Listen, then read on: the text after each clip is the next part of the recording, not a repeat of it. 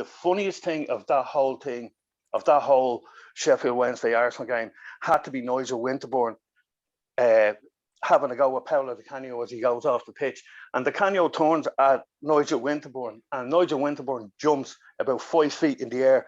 And I think it was Winterburn not realising what he was doing, and then realised, oh, this is Paolo Di Canio, this guy is dangerous.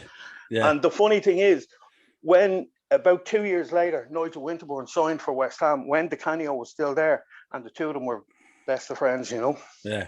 And I mean, Nigel Winterburn would have been no slouch either, like, you know what I mean? No, Nigel, like, you can't be a defender at the time. Arsenal, you're talking 98. Arsenal were in the peak of their games, so you'd have to be tough enough there with Martin Keown and that in that defence, you know.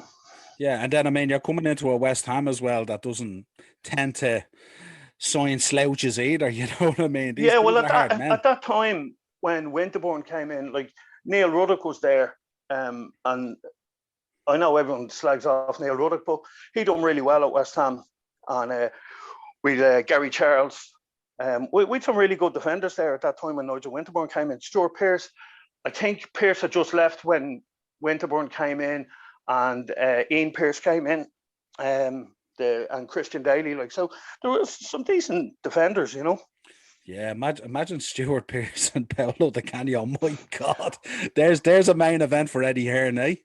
Yeah, well, the big thing you're just talking about, that we had Julian Dix and we brought in Razor Ruddock, and the big joke at the time was, well, why don't we just sign Vinnie Jones, and that's it? No one's ever going to get past the West Ham defence, you know. Yeah, absolutely.